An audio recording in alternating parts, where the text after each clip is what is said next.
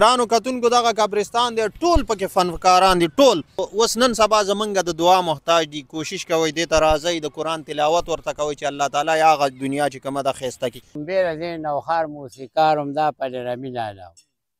او د ده نه بیا بعد لکه ډېر شاګردان و شاکر دی پلار جانزیب مرادي داسې به ډول والو که نه دا ډېر وخت ننګ لا ماشومان او ده به پېشمني نه لکه خلک پاڅول نو ته به باقاعده نوم د خپلو ملګرو ته اخېستو چې پاسئ لکه پېشمنۍ پلانکې بار روزه ګیر چاپېره ټوله نوښاره علاقه ده تر د ګنډېرو پورې په سایکل باندې به د ډول تړلی شاته او هرې ګلۍ سره به ودرېدو او اواز به یې کولو چې پاسئ پاسئ پېشمنۍ دی دا د ده مشهوره ناره وه چې پاسې ایماندارو پېشمنۍ دی پېشمنۍ دی دا به د دغو ګرانو کتونکو د بل د مرګونو اعلانونه کولو والا مراد علي کاکا د مرګ اعلان هم یو ورځ وشو اوس هغه دی عاجز د تورو خاورو لاندې دی او زموږ د دعا محتاج چې خلک د ګړۍ پابند کړي نو بس د ده د چغې پابند وو د ده د چغې په انتظار به چې مراد کاکا به چغه وایي موږ به پاسو موږ به پېشمني له پاسو ورځئ د خپلو مشرانو قبرونو ته د خپلو وفات شوو قبرونو ته لږه شانتې دعا کوئ دا د چا کوئ شاعر او طیب استازو طیب استازو او ډېر دغه و قابل و د خپله جرګه م وه ګرانو کتونکو دا دنیا زمونږ دپاره یو د امتحان ځای دی او که هر څومره هم زمونږ عمر ډېر شي اخر به دې خاورو ته ځو دا هم دغه شانتې یو مشهور سندرغاړی تېر شوی دی کاکا نه به اورو چې دا څوک و کاکا دا څوک و سلام علیکم مینوانو پردیسي لالا چې کوم و که نه پلرمي ډېر ښکلی موسیقار و ړومبی د دې نوښار موسیقار همدا پلرمي لاله او د ده نه بیا بعد لکه ډېر شاګردان و شاکر دی پلار جانزیب نو داسې ښکلي لکه ده چې کوم و هغه وخت سره خیال محمد دی په وخت کې نن نه 50 سال 45 سال مخکې هغه وخت کې پلرمي لاله چې نو ډېر زیات مشهور و او موږ واړو موږ به 12 14 کال و هغه وخت نو ده لکه ډېر داسې میوزک چې کوم دی نو لکه موسیقار و ډېرو غزلو ډېرو دغه سره د ده دا څیزونه راغلي دي او ډېر مشهور و ورپسې بیا دویم چې و هغه جانزیب و د شاکردیب د هغه پلار چې هغه ډېر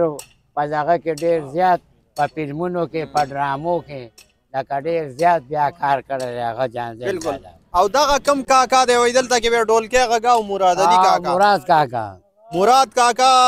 وایي ټول عمر چې کم دی مراد کاکا یادو نوم یې پې لیکلی دی بس چې نوم یې پې لیکلی نو بیا ټیک شوه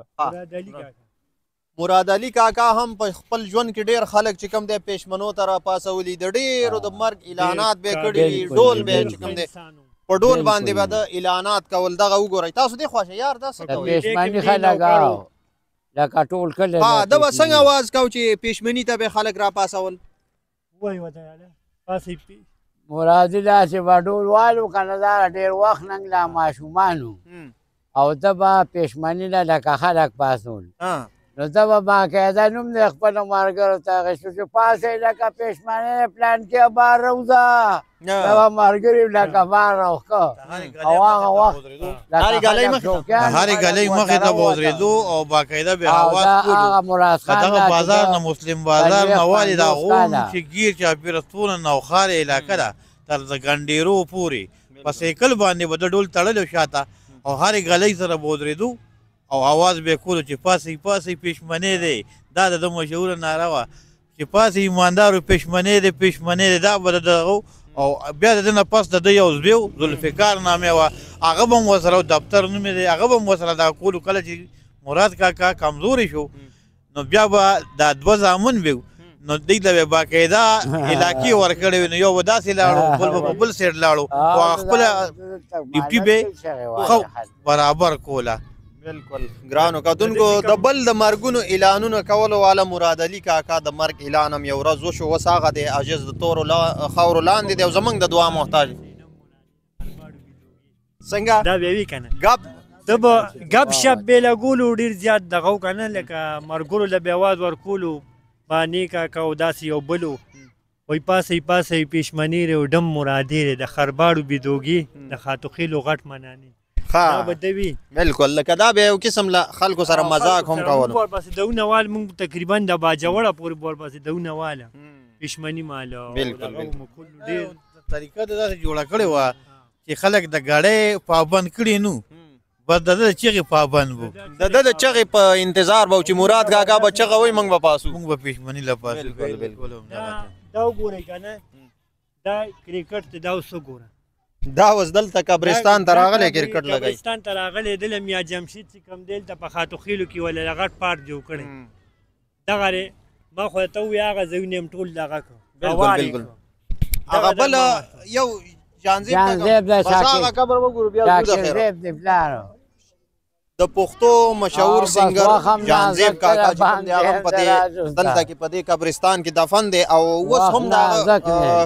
زامن چې کومه دی دغه شانتې میوزیک سره وابسته دي طیب استاد کا برکم دی راشه طیب استاد راشه دا وګوره یار دا جانزیب دا وګوره ښه دا وګوره موږ د دې قبرونو داسې حفاظت کوو دا پکې لږ راوله ته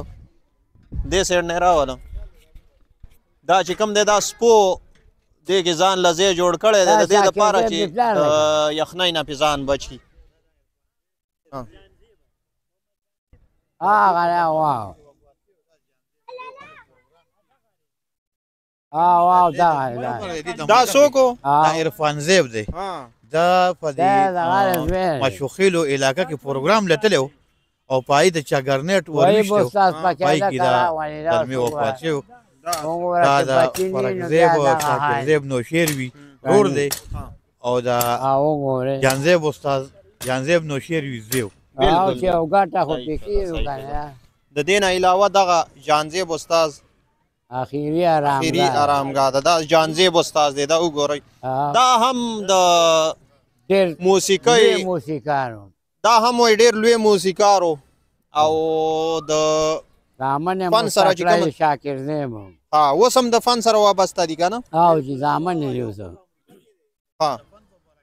اوس زامن دي زامن بالکل نو ګرانو کتونکو دغه شانتې د چا هم چې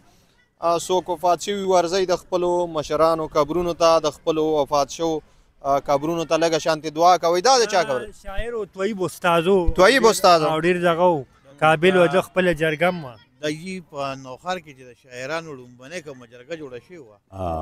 بالکل په 1958 کې